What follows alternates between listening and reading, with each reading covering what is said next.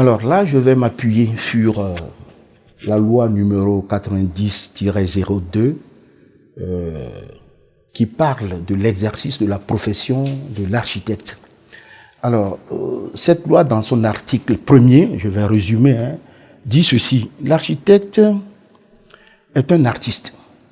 C'est un technicien, un artiste et un technicien qui exerce une profession libérale. Alors, l'architecte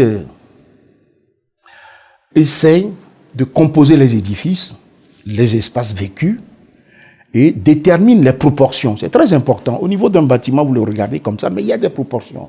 Détermine les proportions, n'est-ce pas, sur ce bâtiment et essaye de concevoir les plans. Alors, quand il conçoit les plans, il faut qu'il fasse quoi? Rédige le devis, bon, ou du moins élabore le devis.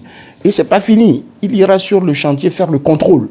Donc, l'architecte fait aussi le contrôle. Vous voyez l'importance du stage.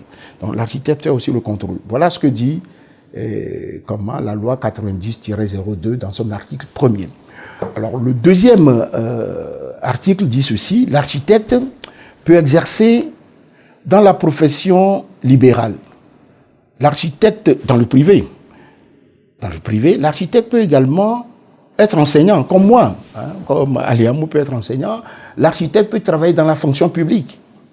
Et l'architecte peut travailler avec un organisme international. Mais ça ne suffit pas, puisque l'architecte, pour être architecte, c'est une question importante, parce que tout le monde se réclame, dit « je suis architecte, je suis architecte ». Non, pour être architecte, il faut pouvoir concevoir les plans. Et il faut passer par des étapes.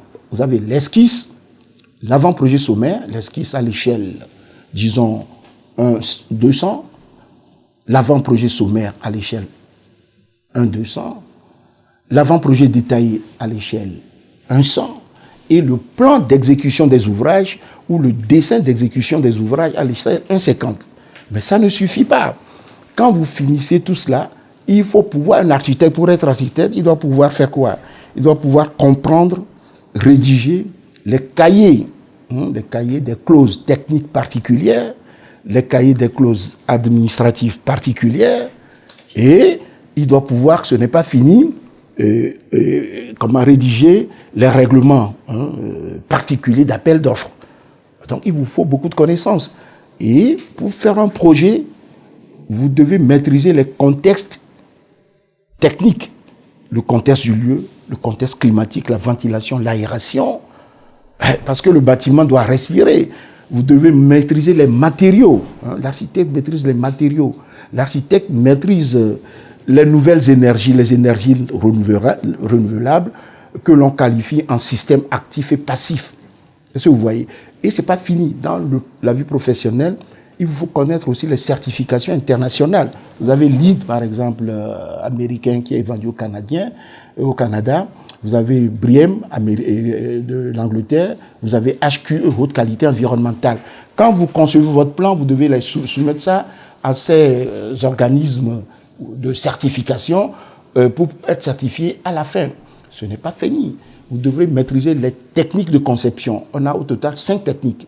La technique exaltée, la technique imagée, la technique falsifiée, la technique domestiquée et la technique soumise. Est-ce que vous voyez? Vous maîtrisez toutes ces techniques et le nom les grands architectes qui ont marqué leur temps.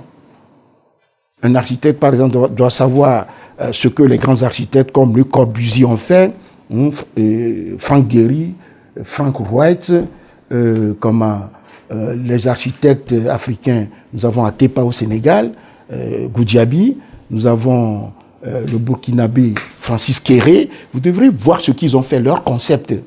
Et c'est ça.